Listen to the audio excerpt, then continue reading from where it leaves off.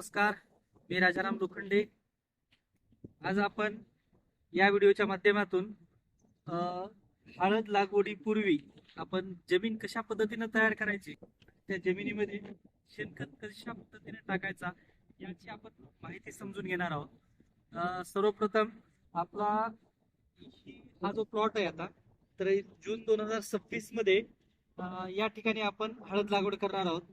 तत्पूर्वी या ठिकाणी 2 महिन्यापूर्वी आपण त्याला पलटी मारून टाकलेली आहे. म्हणजे साधारणतः 2 महिने झालं हे रान चांगल्या पद्धतीने तळलेलं आहे. आणि आता काल आपण या ठिकाणी तुम्ही पाहताय सगळीकडे शेणखत टाकलेलं आहे आपण या ठिकाणी. हा 1.5 एकरचं क्षेत्र आहे या ठिकाणी. तर या 1.5 एकर मध्ये आम्ही जवळपास 9 ट्रॅक्टर शेणखत टाकलेलं आहे.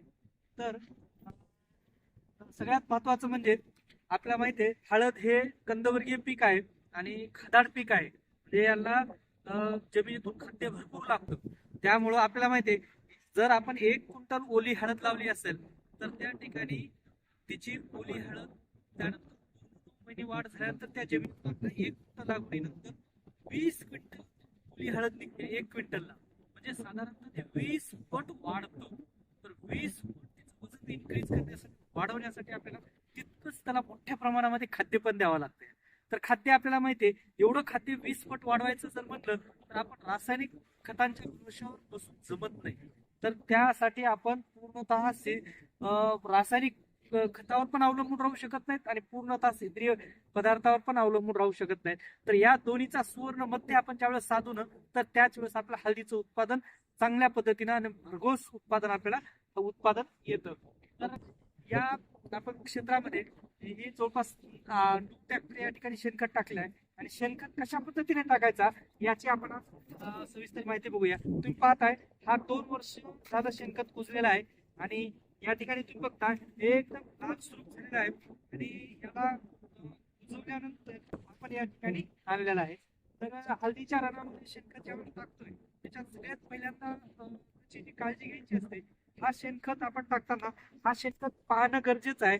आणि तो शेणखत पूर्णतः कुजलेला आहे का नाही, तर या ठिकाणी आपण लक्ष देऊन बघितलं पाहिजे. तुम्ही बघताय की एकदम असा हा छानपैकी कुजलेला शेणखत आहे.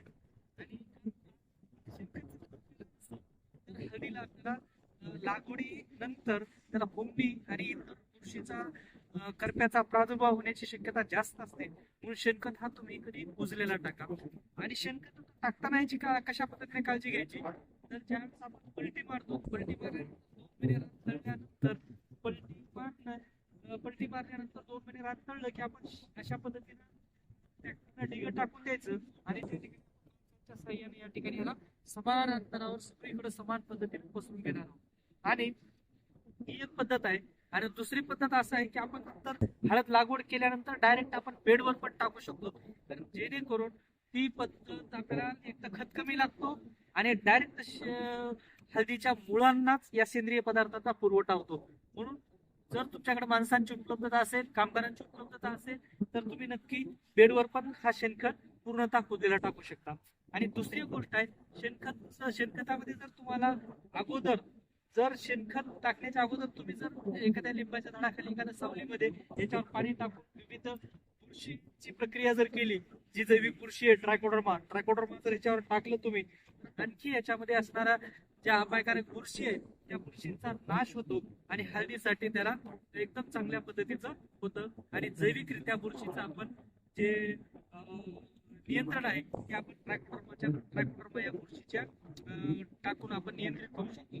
आणि दुसरी गोष्ट सगळ्यात महत्वाचं म्हणजे शेणखत आपण त्यावेळेस पसरून दिल्यानंतर आपण पुळवाच्या 2 आणि आडव्या पाळ्या घेणार. कारण त्या पाळ्या घातल्यानंतर हा जो शेणखत आहे तो समान अंतरावर सगळीकडे पसरला. आणि ते पसरलं गेल्यानंतर त्या ठिकाणी शेणखत सगळीकडे पसरला की पुन्हा आपण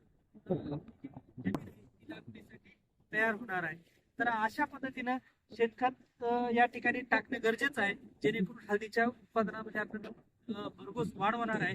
आणि आपल्याला 50 ते 60 क्विंटल पर्यंत हळदीचा उतारा या ठिकाणी शेणखताचा जर तुम्ही वापर केला आणि संतुलित रासायनिक खताचा वापर केला आणि जैविक पदार्थांचा जर तुम्ही योग्य वापर केला, तर नक्कीच तुम्हाला 50 ते 60 क्विंटल पर्यंत हळदीचा उतारा हमखास मिळू शकतो.